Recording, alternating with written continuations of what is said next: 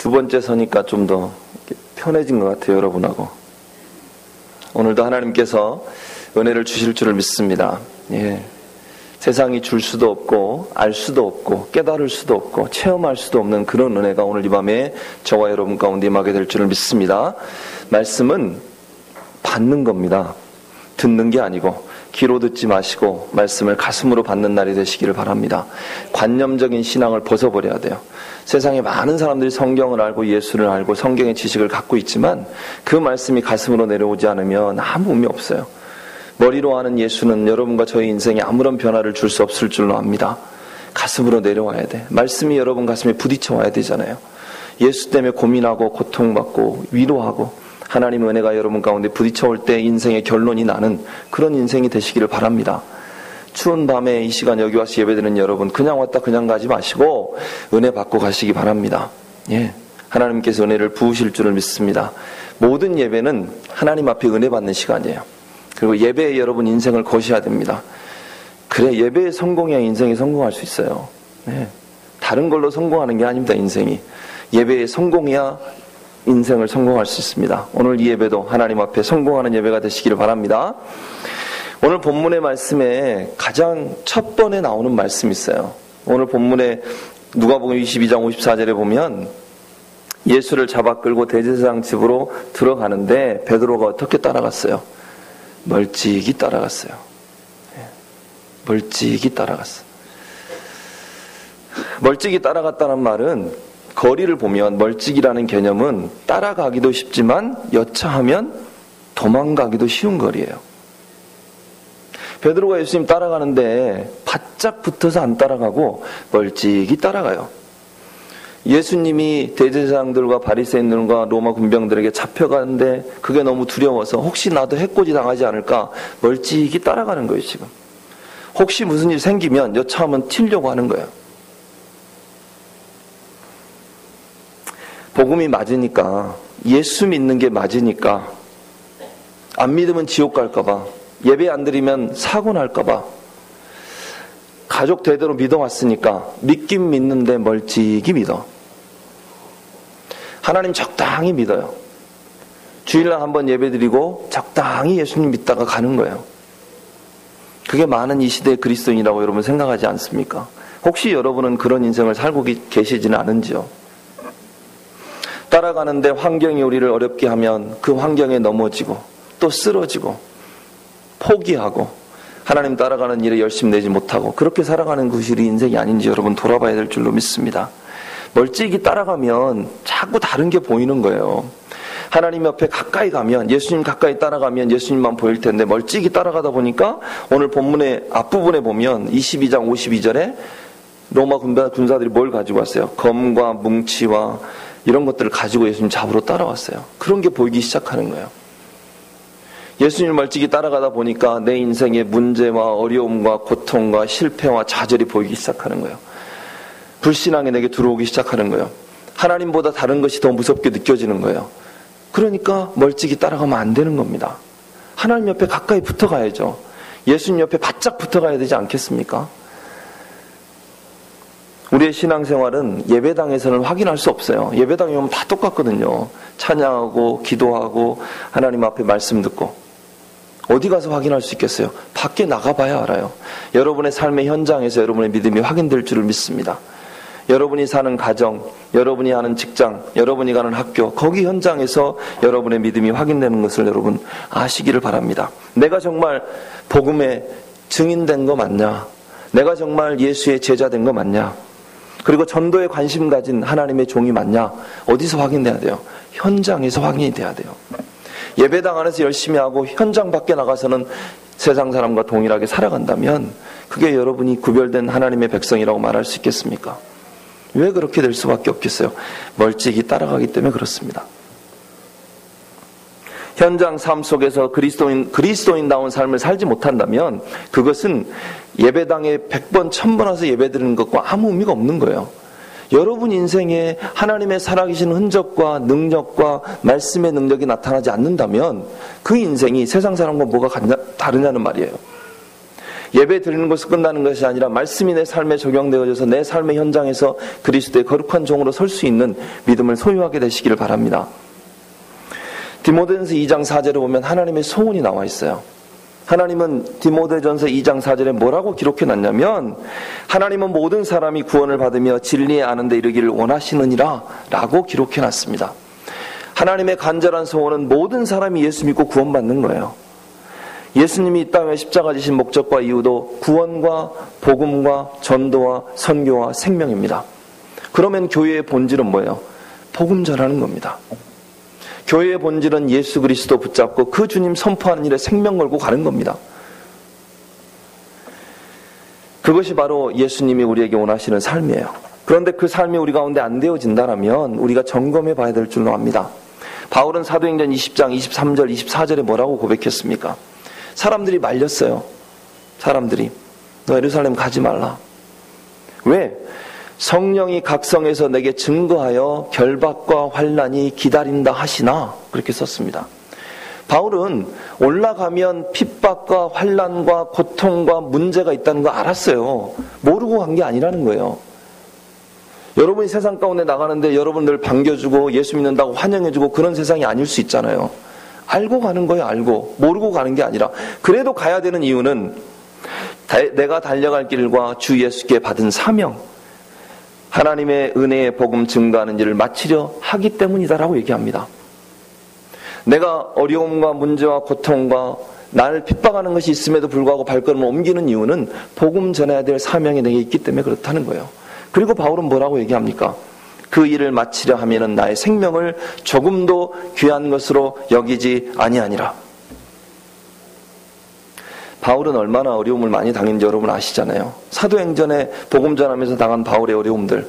심지어 40명이 식음을 전폐하고 먹는 것도 안 먹었어요. 곡기를 끊고 바울을 죽일 때까지 먹지도 않겠다고 그랬어요.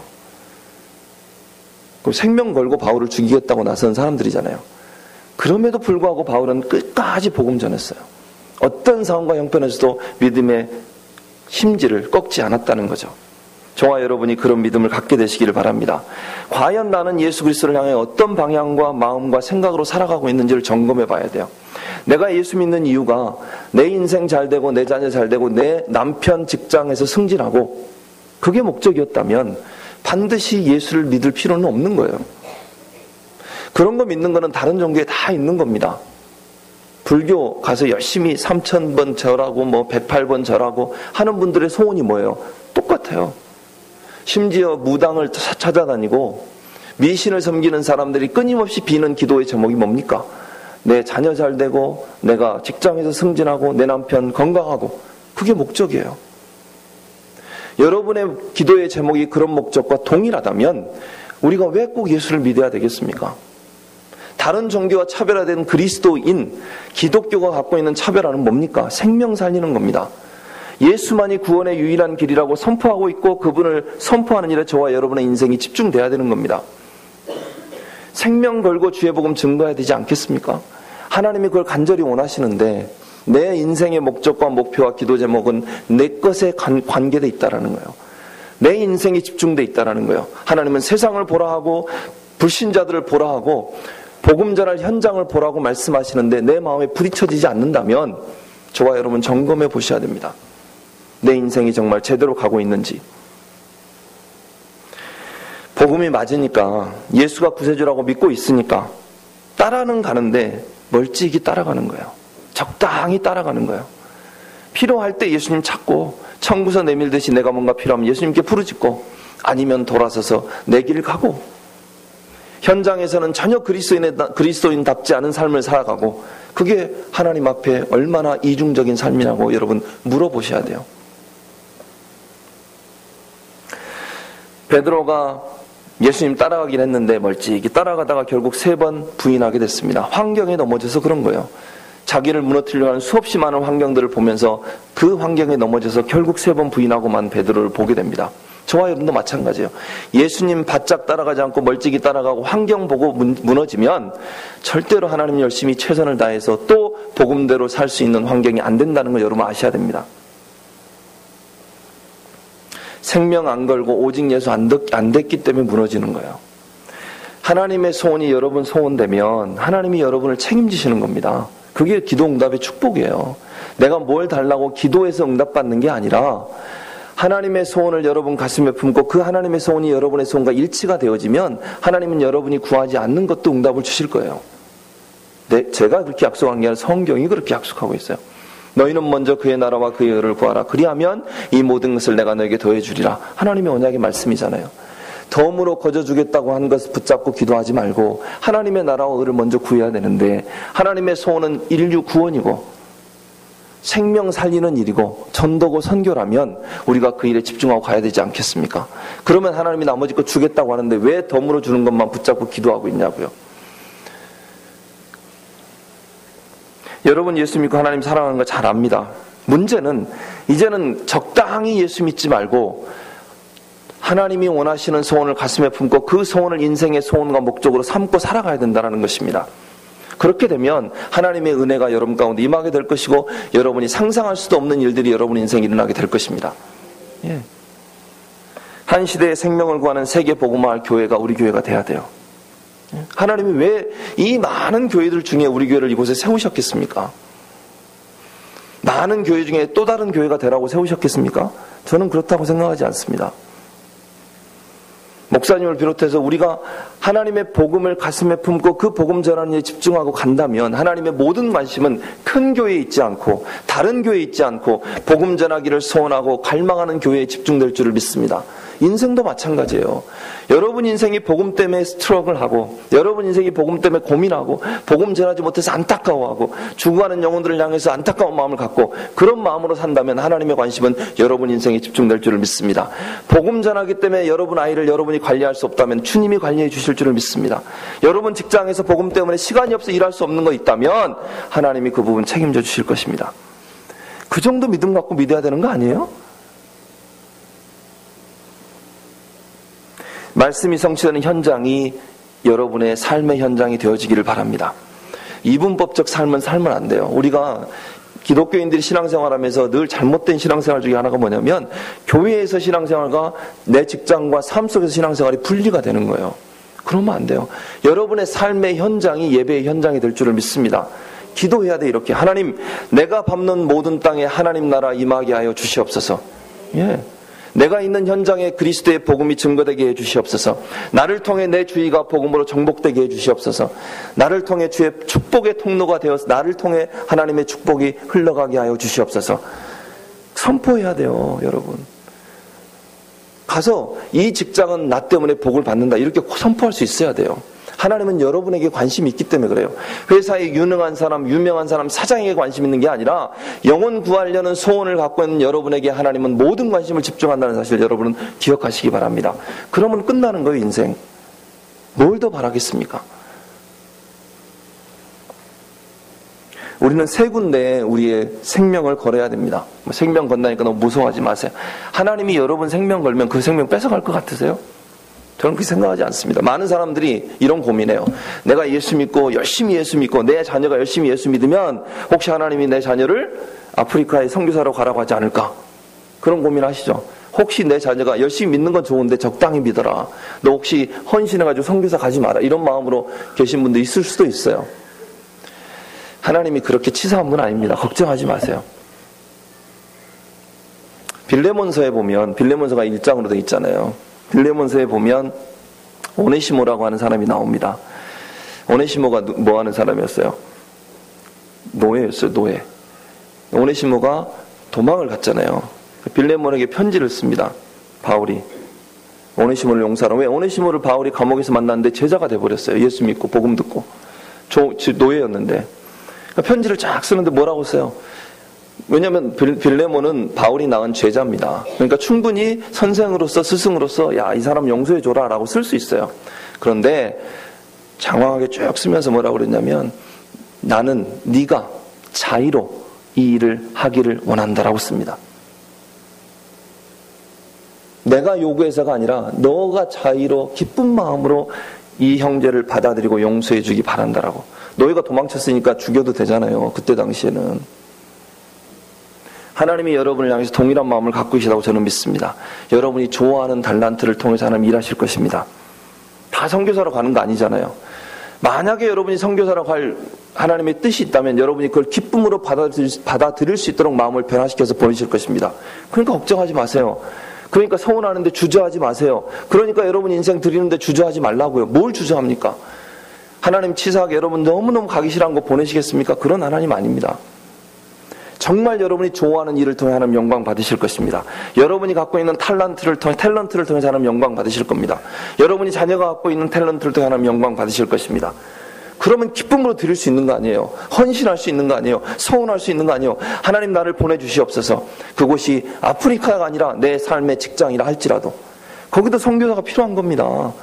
여러분 직장과 학교, 가정 다 필요한 거잖아요. 여러분 이웃, 여러분이 그곳에 선교사로 파송된 거예요. 그러면 여러분 인생의 나머지 6일도 하나님 앞에 거룩하게 드려져야 되는 거 아니겠습니까? 매 순간이 예배가 돼야 돼. 예? 매 순간이. 그리고 가는 곳마다 기도하세요. 하나님, 이곳에 흑암군세 무너지고 하나님 나라 임하게 하여 주시옵소서. 여러분 학교 애들 혹시 데려다 주거나 데리고 올 때 학교 가서 기도하세요. 하나님 이 학교에 축복하여 주시옵소서. 내 자녀가 은혜 가운데 교육받게 해주시옵소서. 흑암권세 무너지게 해주시옵소서. 하나님의 역사가 나타나게 도와주시옵소서. 동역자를 세워주시옵소서. 기도해야 될 거 아니에요. 여러분 자녀가 공부하는 학교 현장이 축복받아야 되는 거잖아요. 그래서 여러분이나 여러분 가정이나 예수 믿는 자가 밟는 모든 땅은 거룩한 땅이 될 줄을 믿습니다. 예, 그런 은혜가 여러분 가운데 있어야 돼요. 그래서 세 군데의 생명을 걸어야 되는데 첫 번째는 복음이에요. 복음의 생명 걸어야 돼요. 복음의 정의는 뭐라 그랬습니까? 복음은 한마디로 예수 그리스도입니다. 복음은. 우리가 복음 많이 하는데 복음의 정의가 뭐냐고 물어보면 쭈뼛쭈뼛 우물쭈물하지 마시고 대답해야 돼요. 예수 그리스도라고. 로마서 1장 2절에서 4절까지 보면 바울이 복음을 정의해놨어요. 이 복음은 하나님이 선지자들을 통하여 그의 아들에 관하여 성경에 미리 약속하신 것이라. 그의 아들에 관하여 말하면 육신으로는 다윗의 혈통에서 나셨고 성결의 영으로는 죽은 자들 가운데서 부활하사 능력으로 하나님의 아들로 선포되셨으니 곧 우리 주 예수 그리스도시니라. 예. 여기 보면 뭐라고 그랬어요? 복음은 주어잖아요. 결론이 뭐예요? 주 예수 그리스도다. 그러니까 복음을 장황하게 설명해놨는데 복음의 핵심은 뭐예요? 오직 예수가 복음이에요. 예수 그리스도 자체가 복음인 겁니다. 그분이 우리 인생에 영원히 해결할 수 없는 죄 문제 해결하러 십자가 지셨고 그분이 부활하셔서 우리로 하여금 하늘나라 갈 수 있는 길을 열어주셨기 때문에 그분이 복음이에요. 복된 소식, 굿뉴스가 되는 겁니다. 그러니까 예수가 복음이에요. 거기에 여러분 인생을 거셔야 돼요. 예수님께. 그래서 오직 예수가 돼야 되는 겁니다. 다른 게 필요한 게 아니에요. 우리에게 잡다한 거 여러 가지 다 필요 없어요. 본질은 예수. 나머지 것은 그 예수를 종기롭게 하고 영화롭게 하고 빛나게 하고 더 잘 선포하기 위해서 필요한 거예요. 사랑도 헌신도 봉사도. 그게 주가 되면 안 돼요. 교회의 주 본질은 복음입니다. 맞죠? 사랑하고 헌신하고 구제하고 섬기고 왜 해요? 복음이 잘 전해지도록 하기 위해서. 복음 빠져버린 헌신과 사랑과 봉사는 다른 데도 다 있어요. 교회만 있는 거 아니라는 말씀이에요. 불교에 가도 있잖아요. 안산호기도 해요. 신천지가 더 하고 그런 거는. 생명 대신 그리스도가 존귀하게 존귀함을 받을 수 있도록 만드는 일에 우리가 모든 일을 집중해야 될 줄로 믿습니다. 우리 교회가 생명 걸고 가야 할 일은 한 영혼 복음 전에서 구원받게 하고 교회 예배당에 데려와야 될 줄로 믿습니다. 그게 하나님이 우리에게 주신 소원이에요. 사명이고. 두 번째로 우리가 생명은 교회의 생명을 걸어야 돼요. 뭐 교회의 생명 걸라고 하니까 여러분 무슨 교회의 생명을 거냐 하는데 강단을 통한 하나님의 축복에 여러분 목숨을 거시기 바랍니다. 그래서 아까 제가 뭐라고 그랬어요? 예배는 반드시 성공해야 된다. 그냥 뭐 여러분 주일날 됐으니까 성경책 탁탁 털어서 들고 예배당 오는 게 아니라 오늘 죽어도 은혜 받고 가야겠다. 이런 작정하고 오셔야 돼요. 오늘은 하나님이 어떤 말씀으로 은혜를 주실까? 특히 목사님을 통해서 이 교회에 선포되는 말씀에 여러분 생명을 거시기 바랍니다. 응답 받으셔야 돼요. 자, 하나님의 말씀은 언약입니다. 언약. 약속이에요. 하나님이 수없이 말씀, 성경 66권을 통해서 우리에게 주신 것은 언약입니다. 그래서 구약 언약이라고 그런 거예요. 구약, 신약, 약자가 약속 약자잖아요. 약속은 하나님이 우리에게 주신 겁니다. 그럼 우리가 할 일은 뭐예요? 그 약속을 붙잡는 거예요. 그러면 약속을 지키는 사람은 누구겠습니까? 약속을 한 당사자입니다. 제가 여러분과 약속을 하면 제가 약속을 지키는 거잖아요. 여러분이 약속을 지키는 게 아니고 여러분이 할 일은 그 약속을 붙잡고만 있으면 돼요. 놓치지 않으면 돼. 잊어먹지 않으면 돼. 예를 들면 1년 후에 내가 제 딸한테 뭘 사주겠다 약속했으면 그 아이가 그것만 붙잡고 있으면 저는 사줘야 돼요. 계속 얘기할 거 아니에요. 아빠가 약속했잖아. 그럼 약속 지켜야죠, 제가. 마찬가지 개념이에요. 성경은 약속입니다. 자, 목사님이 설교할 때 하나님의 말씀을 풀어서 설명해주고 말씀을 선포할 때 여러분 듣고 있다 은혜가 되면 어떻게 해야 돼? 빨리 그걸 언약으로 붙잡으시기 바랍니다. 아멘 하고 아멘. 그리고 나서 어떻게 기도하세요. 하나님 이 말씀이 성취될 줄 믿습니다. 내 삶에 오늘 선포된 말씀이 그대로 성취될 줄 믿습니다. 말씀이 살아있고 운동력이 있다고 성경은 기록하고 있잖아요. 한 번도 여러분 인생에 말씀이 살아서 역사하는 운동력 있는 역사를 경험한 적이 없다면 한 번쯤은 해봐야 되는 거 아닙니까? 말씀이 실제적이고 살아있는 말씀인데 그 말씀이 한 번도 내 삶에서는 적용이 안 됐어. 내 삶에서는 한 번도 살아 역사하는 경험이 없었다면 여러분 한번 고민하고 그 말씀 붙잡고 언약으로 붙잡고 응답받으시기 바랍니다. 하나님이 역사하시는 거예요. 여러분이 하는 게 아니에요. 여러분이 하는 건 그 약속 붙잡고 기도하기만 하면 돼. 그래서 교회의 생명 건다는 말은 말씀의 생명을 걸고 예배의 생명을 걸으란 말이에요. 예배 때마다 은혜 받아야 돼요. 말씀으로 축복 받아야 돼요. 그 말씀 언약으로 붙잡고 반드시 하나님이 내 삶에 성취될 걸 믿음으로 바라보고 끝까지 기도해야 돼요. 그 증거를 붙잡아야 되는 거 아니겠습니까? 그래서 신앙생활은 쉬운 거예요. 뭐가 어렵습니까? 목사님 말씀 주면 붙잡고 기도하다가 응답받고 얼마나 기뻐. 또 반복이야. 여러분 큐티하다가 은혜 받으면 어떻게 해야 돼? 또 말씀 언약으로 붙잡는 거예요. 기도하는 거예요. 하나님 이 언약이 내 삶에 성취될 줄 믿습니다. 그리고 경험하고 사는 거예요. 날마다의 삶이 이렇게 반복되면 여러분 인생이 얼마나 즐겁겠습니까? 언약을 안 붙잡으니까 문제고 그 말씀을 언약으로 안 붙잡으니까 문제인 거예요. 세 번째, 생명을 어디에 걸어야 되냐? 현장에 걸어야 됩니다. 현장은 여러분이 하나님께서 여러분을 보내신 삶의 현장이에요. 그곳이 왜 여러분을 보냈겠습니까? 여러분을 통해서 복음이 증거되어져야 되기 때문에 그렇습니다. 하나님은 만남의 축복을 통해서 복음을 증거하십니다. 예를 들어볼게요. 이디오피아 내시가 마차를 타고 가다가 이사야 53장을 읽었어요. 이해가 안 되는 거예요. 무슨 말인지. 그러니까 하나님께서 그 이디오피아 내시, 여왕의 국고를 맡고 있던 내시를 구원하기 위해서 누구를 보내셨어요? 빌립을 보냈습니다. 자, 바울이 사울일 때 다메섹 도상에서 예수님 만나고 눈이 멀어서 가 있을 때 하나님이 누구를 준비하셨어요?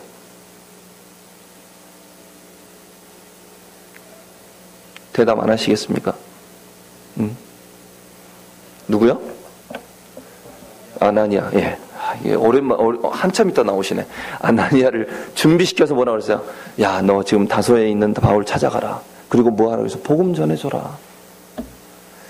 여러분은 하나님이 선택받은 백성, 복음 전할 준비가 돼 있는 사람, 그럼 누구를 만나게 하겠어요? 복음 들을 자를 만나게 하시는 거예요. 그러니까 전도는 쉬운 게 왜 쉽냐면 되어져야 돼요. 여러분이 복음 전하고 싶은 열정과 마음을 갖고 있으면 하나님이 복음 들을 자들을 보내주실 줄 믿습니다. 그러면 전하면 돼. 그게 뭐가 어려워요? 그 다음 복음의 내용은 뭐예요? 예수 그리스도. 복음은 아까 예수 그리스도라고 그랬잖아요. 근데 왜 예수 그리스도가 전하는 게 쉽냐? 여러분 이렇게 생각할 수 있어요. 야, 내가 말도 못하고 내가 지식도 없고 성경 지식도 없는데 어떻게 전도를 하냐? 그게 이제 잘못 이해하고 있는 전도를. 사도행전 1장 8절에 보면 뭐라고 그랬어요? 오직 성령이 너희가 임하시면 너희가 권능을 받고 예루살렘과 온 유대와 사마리아와 땅끝까지를 내 뭐가 된다고? 증인 되리라. 위트니스가 된다고 그랬어요. 증인은 뭔가를 본 사람이잖아요. 증인은 뭔가를 체험한 사람이에요. 그걸 증인이라고 그러는 거예요. 법정에 가서 보지 않은 거 거짓말 얘기하면 위증죄로 잡혀가잖아요. 구속당해, 구속. 증인이란 말은 여러분이 하나님의 증인돼서 그 증거를 전달하는 걸 얘기합니다. 더 쉽게 풀어서 설명해 볼게요.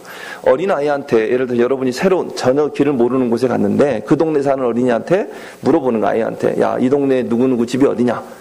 또는 어디 학교가 어디 있냐? 하면 그 아이가 여러분한테 설명해 주기가 어렵겠습니까? 쉽겠습니까? 그거 어렵지 않죠. 그 동네 사는데 다 아는데 지리를. 반대로 제가 어느 동네에 갔는데 길을 몰라. 처음 온다 그냥. 근데 저한테 누가 물어보면 제가 설명하기가 쉽겠어요? 쉽지 않죠. 모르니까. 마찬가지 개념이에요. 여러분에게 하나님께서 하나님의 살아계신 역사와 증거를 말씀의 응답으로 주시면 그 받은 응답을 나누는 거예요. 그게 전도입니다. 이해가 되셨어요?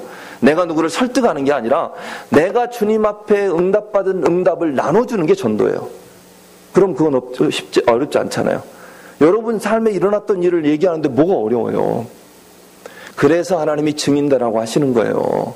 그냥 말 잘하는 사람 되지 말고 증인되라. 네 삶에 있었던 하나님의 역사, 하나님의 기도 응답의 축복, 하나님의 인도하심을 나눠줘라. 그게 전도다. 이렇게 얘기하는 거예요 지금. 그러면 그건 어려운 게 아니란 말이에요. 그러면 여러분이 기도해야 될 건 뭐겠어요? 하나님 내 삶에 하나님의 살아계신 역사와 증거를 쏟아부어 주시옵소서 기도하면 돼요. 증인되기 원합니다 주님. 하나님 사도행전 1장 8절에 말씀해 주신 것처럼 내 증인되기 원하는데 내가 증인되기 위해서 증거가 필요하니 하나님의 살아계신 역사와 증거 내게 허락하여 주시옵소서. 그럼 응답 주시지 않겠습니까? 그게 바로 제대로 된 기도란 말이에요. 뭐 내놓으라고 기도하지 말고 돈 내놔라, 진급시켜달라, 합격시켜달라 이런 거 구하지 말고, 물론 그런 구해도 돼요. 그거 구하지 말라고 그러니까 너무 충격받지 마시고 구해도 되지만 우리가 먼저 구해야 될 것은 생명 살리는 일에 우리의 기도가 집중돼야 된다는 거예요. 그래서 현장에 여러분 생명을 거셔야 돼요. 세 가지라고 말씀드렸어요. 복음의 생명 걸고, 강단의 생명 걸고, 세 번째 현장에 생명 걸어라. 그래서 현장을 살리는 일에 저와 여러분이 쓰임을 받아야 되고, 여러분이 그 현장에 구원의 복음을 전하는 사도로 부르심을 입었다는 사실을 꼭 기억하시기 바랍니다. 자, 22장 57절 60절까지 보면 베드로가 부인하는 장면이 나옵니다. 3명이 베드로에게 물었잖아요. 3번을 물었어요. 3번. 자, 베드로가 나는 그 사람 모른다라고 얘기합니다. 예수님을 모른다라고 부인합니다. 그 말의 배경에는 그냥 말은 내가 예수님 모른다라고 얘기했어요. 그런데 그 배경에는 뭐예요? 나도 네 편이야. 나도 너랑 같은 편이야. 라고 얘기하고 있는 거예요, 지금. 다 예수를 잡아 죽이려고 거기에 모여있는 사람들이었어요. 그걸 구경하던 사람들이었어요. 그런데 그 베드로가 뭐라고 얘기해? 나도 너랑 같은 편이야. 3년을 예수님 따라다니던 베드로가 위기에 처하니까 혹시나 자기에게 해코지 할까봐 나도 네 편이야 라고 얘기하고 있는 겁니다.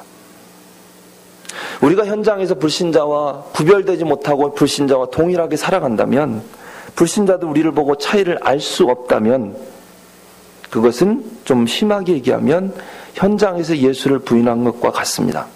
베드로와 뭐가 다르겠습니까? 거기에는 뭐라고 얘기하고 있는 거예요? 나도 너랑 한 편이야.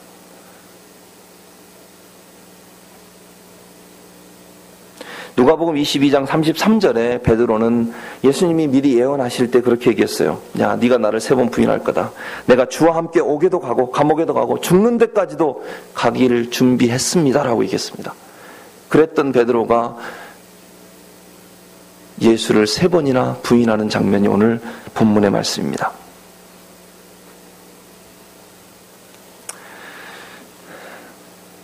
저와 여러분이 현장 속에서 불신자와 다른 점들을 보여주지 못한다면 그것은 베드로가 마치 예수를 부인한 것 같은 동일한 행위라고 여러분 기억하시기 바랍니다. 그리스도의 거룩한 빛된 삶 사시기 바랍니다. 여러분을 하나님이 그냥 그곳에 보내신 게 아니에요. 그 현장 가운데 왜 여러분이 가 있어야 됩니까?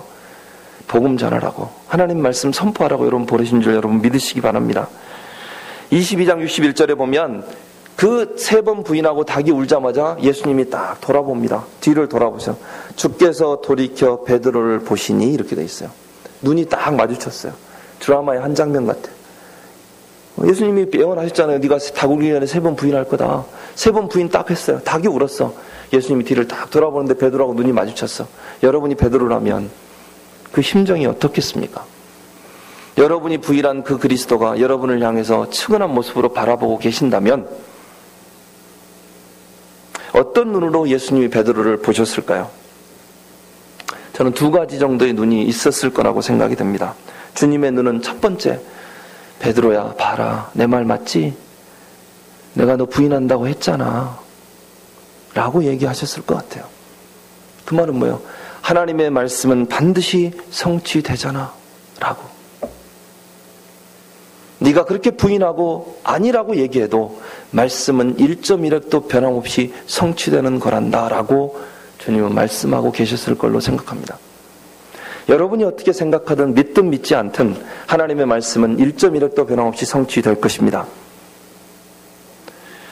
베드로가 두렵고 무서워서 자신의 판단이나 경험에 의지해서 예수를 부인했어요. 그러나 그 모든 문제와 사건은 누구 손 안에 있습니까? 예수 그리스도의 손 안에 있습니다.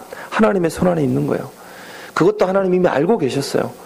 모든 여러분 인생의 일정 여정 가운데 하나님이 개입하고 계시다는 사실 여러분 아시기 바랍니다. 그러면 조그만 문제 와도 실망하면 안 돼요. 내 앞에 좀 문제 어려움 와도 그것 때문에 실망하거나 좌절하거나 무너지면 안 된다는 말씀이에요. 하나님은 지금도 여러분 삶에 개입하고 계시기 때문에 그렇습니다. 문제는 여러분의 인생을 업그레이드하고 여러분의 믿음을 더 한 단계 발전시키는 계기로 삼게 될 것이에요. 여러분을 무너뜨리려고 주는 게 아니라는 사실 여러분 아시기 바랍니다. 예수 믿지 않는 사람에게 오는 문제는 인생을 멸망시키는 문제지만 예수 믿고 구원받은 저와 여러분에게 오는 문제는 하나님이 여러분을 사랑하셔서 주시는 기회라는 사실을 여러분 아셔야 돼요. 문제에 대해 오는 축복에 대한 기대감을 갖고 계시기 바랍니다. 하나님은 절대로 문제로 여러분을 무너뜨리지 않았어요. 광야 40년의 모든 과정을 여러분 보라고 제가 말씀드렸어요. 지난번에도. 홍해 만나면 기적으로 홍해를 갈라버린 거예요. 반석에서 물이 나오게 해버렸어요. 문제와 어려움 가운데 하나님 문제 해결 방법은 뭐예요? 기적을 통해서 문제를 해결하셨습니다. 그렇다면 여러분 앞에 와 있는 문제도 하나님은 기적으로 풀어가실 것입니다. 다만 한 가지, 거기에 실망하고 좌절하고 무너지고 실패하지 말라는 거예요. 끝까지 믿음을 갖고 있으라는 겁니다. 두 번째로 예수님이 베드로를 보면서 하신 말씀은 이렇게 말씀하셨을 것 같아요. 누가복음 22장 31절에 32절에 보면 베드로가 부인하기 전에 베드로를 먼저 격려하신 예수님의 말씀이 나옵니다. 뭐라고 되어 있냐면 내가 너를 위하여 내 믿음이 떨어지지 않기를 기도하노니 너는 돌이킨 후에 내 형제를 굳게 하라. 이렇게 베드로에게 말씀을 하셨어요. 미리. 그러니까 네가 잘못된 선택, 무서움 때문에 네 인생의 어떤 나약함 때문에 나를 부인하고 돌아섰을지라도 다시 돌이켜서 이제는 믿음을 견고히 해서 내 형제를 돌아보라고 예수님이 미리 말씀해 주셨다는 거예요. 그게 바로 두 번째 눈이라고 생각합니다. 예수님이 베드로를 보면서 두 번째로 눈을 통해서 말씀하시는 말씀이에요. 잠깐 믿음이 흔들리고 환경에 속아 부인한 것 안다는 거예요. 이제 돌이킨 후에 형제들을 굳세게 하고 돌아보는 일에 네가 집중하라고 예수님은 베드로에게 부탁하고 계십니다. 성령과 사도행전 속으로 들어가라는 거예요. 저와 여러분의 인생에 이 베드로가 경험했던 경험이 적용되기를 바랍니다. 멀찍이 예수님 따라가다가 실패하지 않게 되기를 바랍니다. 예수님 옆에 바짝 붙어가세요. 절대로 주님 손 놓지 마시기 바랍니다. 어떤 상황과 형편에서 주님과 동행하시기 바랍니다. 멀찍이 따라가면 환경 때문에 넘어지고 문제 때문에 넘어지고 두려움 때문에 넘어질 수밖에 없어요. 베드로처럼.